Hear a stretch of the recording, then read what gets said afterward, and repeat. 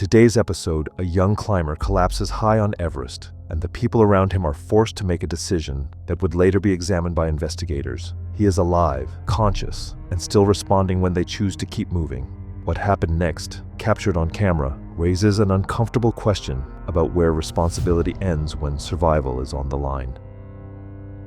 It was May 18th, 2016, just before dawn, at around 27,200 feet on Mount Everest's northeast ridge. Winds were unusually light, and from below, the summit appeared calm and cooperative. But weather data showed falling pressure and a storm system building beyond the Rongbuk Valley, with the jet stream expected to return later that day, a pattern later described by experienced climbers as a narrowing window rather than a sign of safety. However, 6 climbers were already committed to a summit push. One of them was Matthew Lee.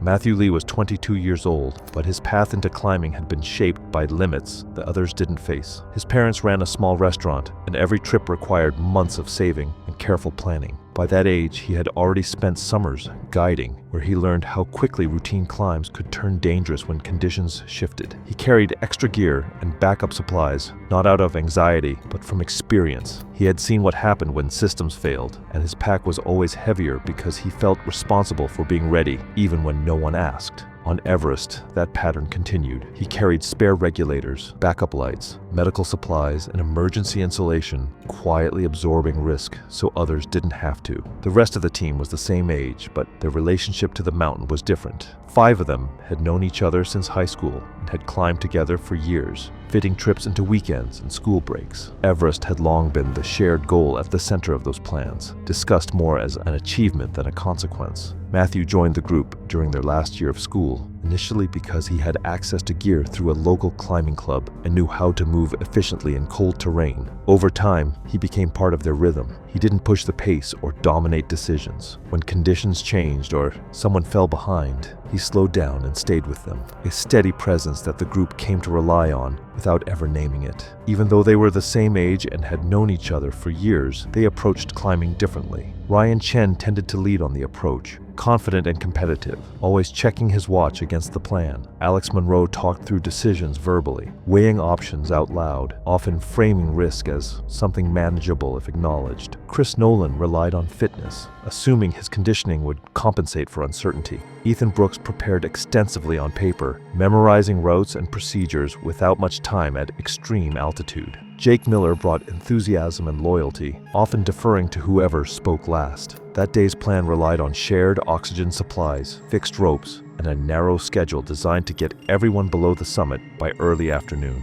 It was aggressive, but not unusual for Everest. The entire strategy depended on steady movement and smooth coordination, with the unspoken expectation that everyone would continue functioning as planned. At that altitude, even small failures can unravel quickly, and assumptions like that rarely last. Camp 4 sat at roughly 26,300 feet on a narrow platform gathered into the upper slopes below the northeast ridge. Space was limited, and tents were anchored directly to hard-packed snow and ice, with little protection from wind once it reached the ridge above. From this point, there was no gradual terrain. Every step upward led into sustained exposure, fixed ropes, and steep angles where balance mattered as much as strength. The summit push began at 2 a.m. Headlamps rose from the tents in a staggered line as climbers clipped into the fixed ropes and moved out into the darkness. The route immediately steepened, forcing climbers to lean into their harnesses while managing crampon placement on hard, wind-scoured snow. The temperature hovered near minus 30 degrees Fahrenheit, cold enough to stiffen gloves, slow fine motor control, and drain batteries quickly. Supplemental oxygen made breathing possible at that elevation, but it did not reduce the physical effort. Every movement required deliberate coordination, and even simple tasks, clipping a carabiner, adjusting a mask, checking footing, took longer and demanded focus. Fatigue accumulated early, and there was no terrain ahead where the strain would ease. Matthew carried 2 extra oxygen bottles meant for the group. To balance the weight, he cut back on his own supply, dropping below what most guides would recommend.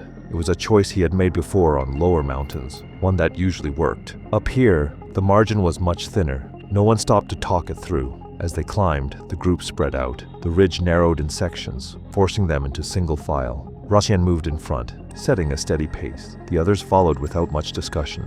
Matthew stayed near the back, handling the extra weight and slowing whenever the ropes twisted or ice built up around the hardware, stopping to fix small problems before they turned into bigger ones. By around 4:30 a.m., the group was moving high on the northeast ridge, above Camp 4 and approaching the lower sections leading toward the first step. The sun was still below the horizon, but there was enough ambient light to trace the line of the ridge and the fixed ropes ahead. Wind remained light, almost unnaturally so for that elevation, and the calm encouraged continued movement. Nothing about the conditions signaled an immediate need to stop or reassess. As they climbed, Matthew's breathing became more labored. Supplemental oxygen helped, but the extra weight in his pack increased his demand faster than the others. He adjusted his flow rate, then adjusted it again, trying to compensate as the terrain steepened. The changes went unnoticed. The group stayed focused on timing and position on the route, measuring progress by altitude and minutes rather than by how each climber was holding up.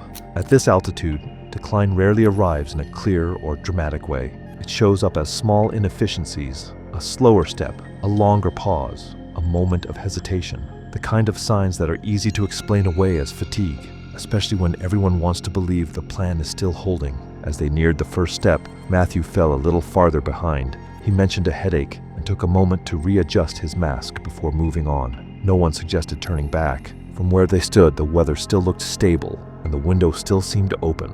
This was where Everest's pressure began to narrow the group's thinking. Above 27,000 feet, even small decisions matter, whether they feel important or not. The body runs low on oxygen without making it obvious at first, and thinking becomes harder before physical strength is fully gone. At the same time, the way people act in a group starts to change. As the summit gets closer, responsibility doesn't get shared. It falls onto fewer people. They continued upward, driven less by the conditions around them than by the momentum already behind them. And by the time the mountain started to change, the system they were relying on had already pushed most of the risk onto one person, someone who had never learned how to step away when others depended on him. By the time the group reached the base of the second step, their margin had shrunk to minutes. The second step, at roughly 28,200 feet, is a short but demanding rock barrier that forces climbers to slow down and move in sequence. Fixed ropes provided a path upward, but balance and coordination still mattered. Even in good conditions, it created bottlenecks. That morning, several teams arrived at the same time. As they waited their turn, the wind began to change. The wind didn't hit all at once. It came in uneven pulses, short gusts that faded, then returned again, forcing climbers to tense up, ease off, and brace again without warning. Oxygen helped with breathing, but it didn't protect the mind. The strain showed in slower reactions and heavier focus. Matthew reached the second step several minutes behind the others and stopped longer than usual before clipping in. A climber from another team later told investigators that his headlamp was shaking as he tried to steady himself and that his movements looked deliberate but slow.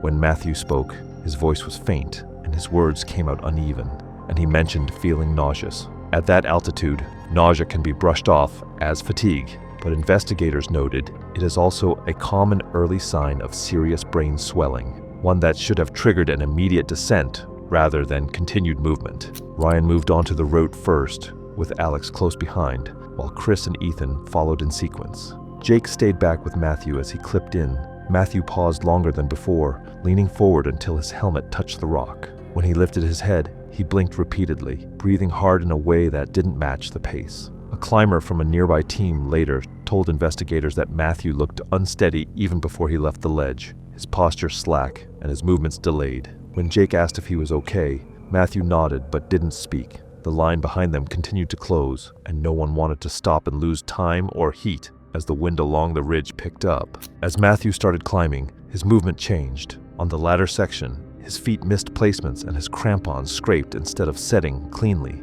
He clipped his ascender incorrectly twice and had to stop to fix it, forcing brief delays. Other climbers watching from below later described his motions as slow and uneven, the kind that signaled something more than fatigue. At that altitude, investigators noted, errors like these were early warnings, small signs that rarely stay small for long. By the time he reached the top of the second step, the change in him was obvious. He stopped and crouched forward, his helmet dipping as if he couldn't keep his head upright. He vomited into his oxygen mask, then fumbled with it, struggling to clear the regulator. His hands looked slow and uncoordinated, fingers stiff and unsure of what they were supposed to do next. He pulled the mask away to gulp cold air directly, then took several seconds to get it back in place. At that point, there was nothing unclear about what was happening. The headache, the vomiting, and the loss of coordination, later identified by medical reviewers as classic signs of high-altitude cerebral edema. It's a known risk on Everest, something every climber is warned about before arriving, and when it's caught early, it's usually survivable. The solution is straightforward. Descend immediately, increase oxygen, and give medication. What's harder is getting everyone to agree to stop. Matthew asked if they could slow down.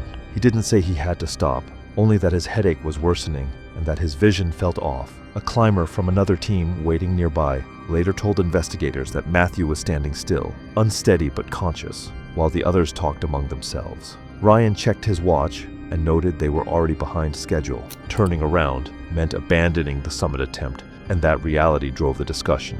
One teammate argued that slowing down or descending would only push them into worse weather later. No one described Matthew's condition as a medical emergency. Witnesses said the conversation stayed focused on timing and exposure, while Matthew stood aside, waiting as the group decided to continue upward. Matthew stood back up without further argument. He adjusted his pack with unsteady hands and clipped back into the rope. From that point on, no witnesses reported any further discussion about stopping. Above 28,700 feet, the ridge narrowed and steepened.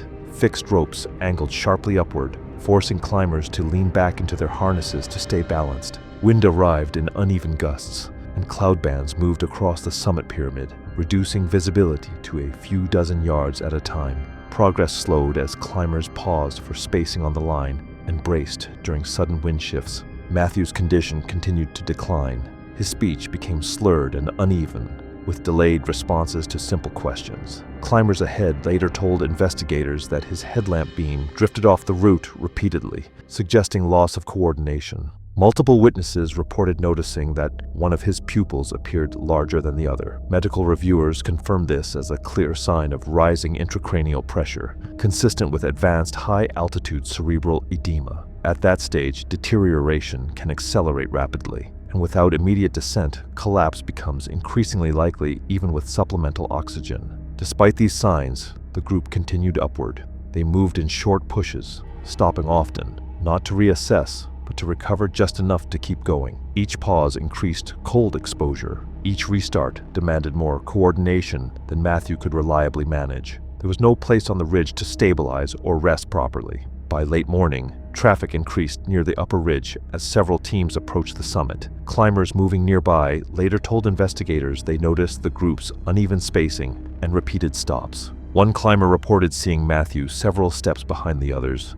leaning forward and moving slowly, with pauses that lasted longer than normal for that altitude. They recalled the group stopping briefly to wait for him, then continuing upward almost immediately once he caught up, without visible discussion or adjustment to their pace. They reached the summit at around 11:30 a.m., well after normal turnaround times. Winds were already rising, clouds were moving in, and the descent still required hours of exposed travel. Investigators later noted that staying committed that late reduced the group's ability to respond when something went wrong. Matthew stood near the summit marker, but showed little reaction. He didn't raise his arms or engage with the cameras. In the photos taken there, his posture sagged forward, his face looked unfocused, and his breathing appeared poorly coordinated with his oxygen flow. Reviewers later said the images showed clear signs of serious neurological impairment, not someone capable of managing a descent on their own. Even so, the group did not treat the situation as urgent. We're about to reach the point where turning back is no longer a real option, so consider subscribing to see how that decision is locked in. The descent began shortly after noon, with the group moving one at a time along the fixed line. Roughly 200 feet below the summit, the ridge narrowed and steepened, forcing climbers onto hard, wind-scoured snow with patches of exposed ice. The slope angled sharply away on the downhill side, and the fixed rope ran slightly off-center, requiring careful foot placement and steady balance while clipped in. Matthew collapsed without warning. His knees gave way as he shifted weight to step down, and his body rotated sideways toward the fall line. Still clipped to the rope, he slid several yards over the hard surface, his crampon points skittering without biting. The slide stopped only when he managed to drive the pick of his ice axe into the slope, and tension came onto the rope. The arrest was uncontrolled, but effective enough to prevent a longer fall down the face. The slide itself did not appear violent enough to cause injury. There was no tumbling and no impact with rock, but when Matthew came to a stop, he remained down. He attempted to bring one knee underneath him, then the other, but could not coordinate the movement. His breathing was heavy and uneven.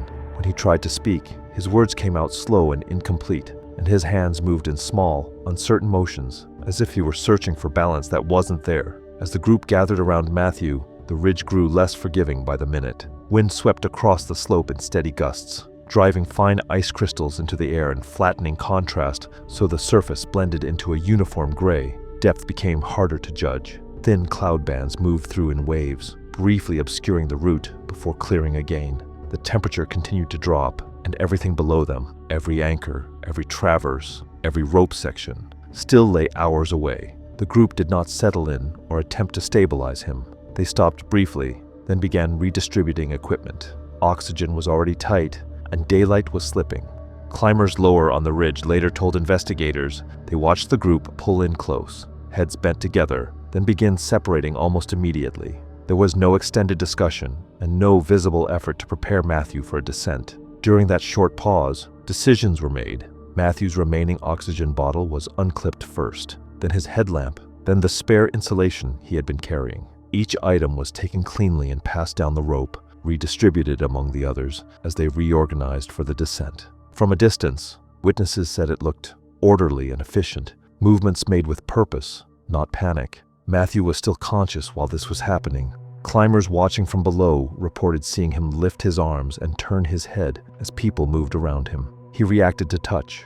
He tracked motion, but he could not stand, and he could not speak clearly enough to stop what was happening. When the group finished redistributing the gear, they clipped back into the fixed line one by one and began moving downhill, leaving Matthew seated on the slope with no oxygen, no light, and no extra protection from the cold. What remained behind was not confusion or chaos, but a cleared path downward, and a decision already carried out. One teammate stayed beside him slightly longer. A climber positioned lower on the ridge later told investigators that through binoculars, he saw someone crouch near Matthew and briefly place a hand on his shoulder. Matthew turned his head and attempted to respond, but his movements appeared slow and poorly controlled. Moments later, another climber called out from below, indicating the route down. The crouching climber stood, clipped back into the fixed line, and followed the others. Within minutes, the group resumed their descent, leaving Matthew alone on the slope.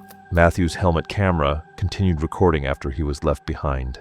The footage showed short, uneven attempts to move downhill, followed by long pauses with his head resting against the snow. At times, faint speech could be heard, fragmented remarks about pain, changes in vision, and difficulty moving his hands. Reviewers later noted the absence of panic or sudden confusion. His decline was gradual, not abrupt. Based on the footage and timeline, medical specialists concluded that when he was left on the ridge, his condition was still potentially survivable with immediate descent and basic care. The outcome was shaped less by weather or terrain than by the decision to keep moving. From a distance, the ridge did not go completely still. Climbers several hundred feet away later told investigators they could see Matthew moving intermittently, using his ice axe for balance and crawling short distances before stopping to rest. As the afternoon wore on, the wind increased, visibility dropped in cycles, and temperatures continued to fall. By the time another team reached his position, his condition had worsened. His body temperature was critically low, and he did not respond to voice or touch.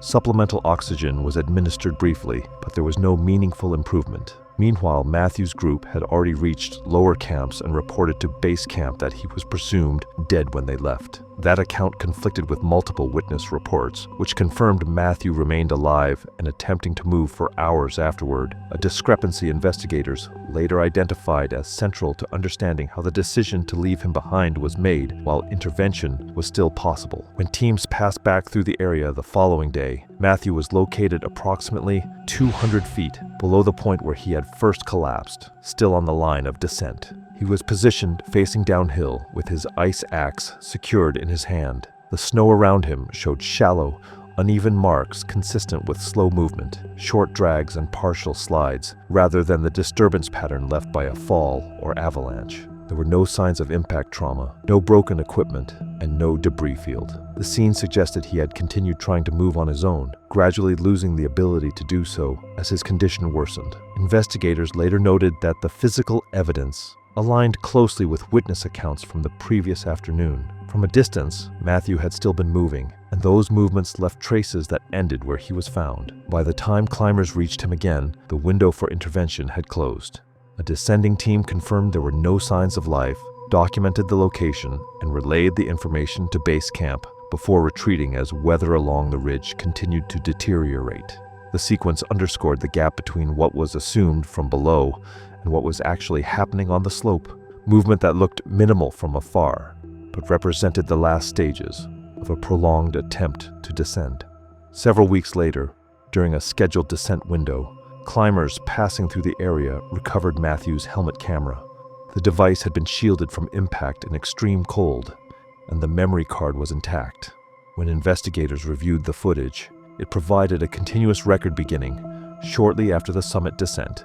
By aligning timestamps and movement patterns, they reconstructed the timeline minute by minute. The video showed Matthew collapsing shortly after 12:15 p.m., with the rest of the group moving away within minutes. The footage then documented hours of continued consciousness, during which Matthew attempted to move downhill in short intervals. Medical reviewers identified early and progressive signs of high-altitude cerebral edema in the footage, including severe headache, repeated vomiting, loss of balance, slurred speech, uneven pupil response, and declining motor control.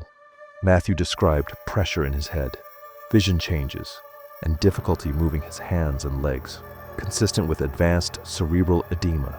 The footage also showed worsening weather conditions, with increasing wind, falling temperatures, and visibility dropping as daylight faded.